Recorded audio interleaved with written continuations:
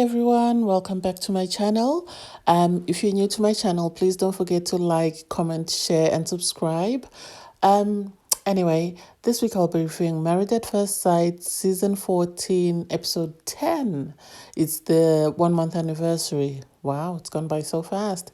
In this episode I'll review my couples as normal, but I just need to say it was lovely seeing Chris, because Chris turned up to help Mark with find Lindsey a gift, and he looked, refreshed. He looked happy.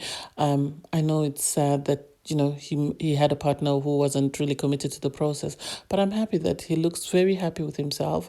And he looks like he's moving on. Anyway, from there we'll move on to Mark and Lindsey.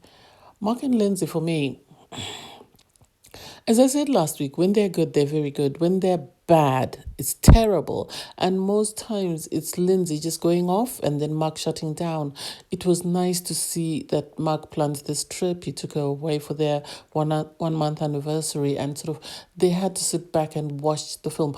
I thought in watching it, Lindsey might have reflected on how, I don't know what word to use, how awkward she can be with some of her comments and how rude it can come across. But it seemed this episode they were more calmer than I've seen them in a while, because they were talking, seemed to be enjoying each other's company. And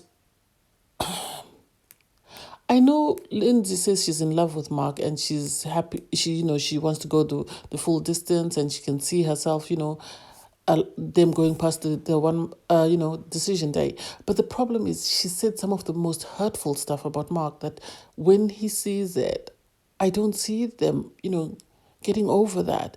And it's sad that Lindsey doesn't seem to appreciate the fact that Mark might not be the best, but he's a great guy. It's sad that a lot of people in his life have let him down. And maybe it would be a good idea for him to have someone like Lindsey who helps him I don't know what word to use, helps him, motivates him to stop, letting people walk all over him because his boss told him that, he shouldn't come back until filming is finished. So now he doesn't have a job, his landlord has kicked him out. And it's just like, why were all these people, were these people just happy to have Mark in their lives and just use him until eternity? And then suddenly they've realized that, his wife is a no-nonsense person, and they've decided they don't want anything to do with it. I don't know. For me, I think their relationship, if they continue on the same path they were on today, they could be successful, because they seem to understand each other to some extent. They seem to get along very well when things are good. I know, you can't use that one, you can't say that just because things are bad, they're not going to last. Jamie and Beth are still together. AJ and Stephanie are still together. And seriously, I'm shocked that they're still together, because I thought they were going to be divorced by now, but somehow they've managed to make it work. And I think if Lindsey can sincerely apologize to Mark for all the stuff she said and can sincerely work towards their marriage, they could have a successful marriage. And actually, it might benefit both of them, because Mark might help her calm down a bit, and she might help Mark build this a backbone to stand up to people who want to use him. But anyway, that's them. From there, we go to Steve and Noe. Steve and Noe, for me, since day one, I've always said they're one of my favorites, because I can actually see them working. I know this issue about the job. I know with reality TVs, they like to have a storyline, but I think there's no way Noe would just be content and only bring up the issue about the job on camera. I think they've had a conversation about it.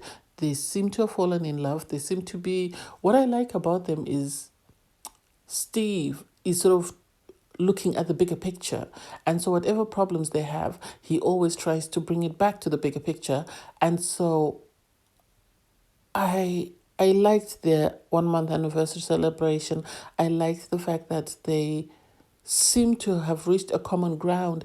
And even with the advice that Steve's friend gave him seemed very helpful, because he said to him, try and work on the small things that you can change, which is a good idea, because you don't want to go for big things and you're not able to change them, and then you're only going to make things worse.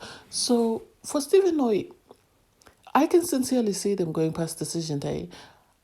As I've said before, it's just a matter of him coming up with a proposal or a plan and telling Noe about his plans for their future, and hopefully, because that's the only issue they have. If he finds a job, they don't have any other issues. So I don't know. I just hope they really work hard and manage to make their marriage successful, because I can see a future for them. Um, and then we move on to Jasmina and Michael. I think something happened between the episode last week and this week. Something happened, maybe away from the cameras, because when they had their sort of session, where they had the yoga session, whatever, I just thought of Mindy and Zach and how awkward it was. But somehow, for some reason, I don't want to believe that it's because they consummated their marriage after that yoga session that suddenly they're working out, because that would be terrible. Because I remember there was a couple in season 1 of Married at First Sight who every time they had a disagreement, they used to have sex, and the experts kept telling them that that is not a solution. You need to work on your problem. And eventually they got divorced. I've actually forgotten their names.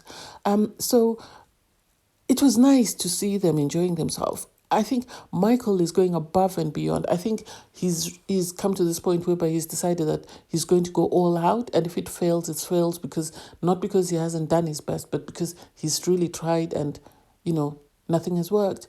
And it seemed Jasmina was more accepting of Michael's efforts, and I wish she could just mellow, because it's really heartbreaking, because when I see them, I think of Dion and Greg, because I remember there was a time Dion was so standoffish with Greg at the start, and Pastor Carl had to actually sit her down and sort of explain to her and have a conversation with her, and then she sort of relaxed and allowed Greg to step in, and they're still married today. And I wish people like Jasmina maybe would watch. I think if you go on Married at First Sight, if you're really serious about being committed, maybe it's worth watching previous episodes and seeing what people did that actually worked for them, and hopefully that will work for you. Because I think if she lets her guard down and is more receptive to Michael's efforts, they can have a successful marriage.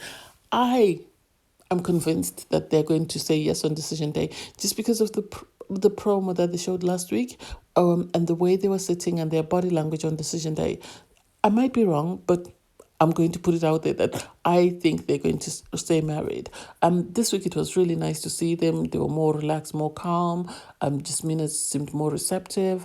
So I really don't have much to say about them, except that it was nice to see them in a happy place. Really nice to see them.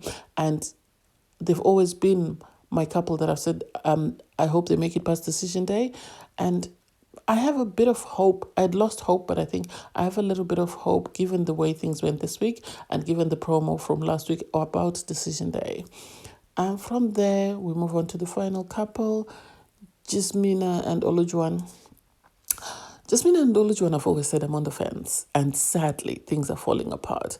I think the issue they have is, I don't know why Jasmina allows Olajuan to walk all over her and say whatever he wants, and then when she's in public with other people, she's all gun-ho, ready to fight them and ready to be confrontational and stuff, and just she's not with Olajuan. And I don't know why, whether it's because she wants her marriage to be successful or whatever it is. I've always said there's something a bit off about them. There's something a bit off. It seems Olajuan is always trying to look for things that are wrong with their marriage. Instead of looking at the positive, he's always looking for the negative. And in finding the negative, he's always there to sort of criticize or be critical of anything that is going on. The fact that it was their 1 month anniversary, every other husband planned something for their wife, and he expected Katina to plan something for them. And it's like, you do something. You've told her what you want to do. Why don't you lead by example and plan something nice so that she knows exactly what you're after or what you like? Anyway, I didn't get the dating app issue. I think there's more to it than that. It can't just be a dating app that has triggered him for him to kick off like that. I think there's a lot more going on than they are letting out. I think there's a lot more going on that they are choosing to hide away from the cameras. and it's just building. And this is why they're at this situation whereby he's upset about a dating app, which she says she hasn't been for a long time. And the fact that Katina said, oh, you're about to see the real Katina, makes me question. So who have we been seeing all along if you're saying we're about to see the real Katina? I don't know. I know I saw somewhere where someone said they're still together. I don't get it. They really need a lot of work. I think it's time for Dr. Pepper to come in and actually sit down with all the couples and tell them home truths, and make them understand that if they don't change their ways, they're going to all be no's on decision day, which is sad because it's been a while, I think, since we've had a very successful couple. And I wish people would be more serious when they go on Married at First Sight, because marriage is not something to joke with. But anyway, I digress. Anyway, thanks for watching, guys. See you next time. Don't forget to like, share, comment, and subscribe. Bye, everyone.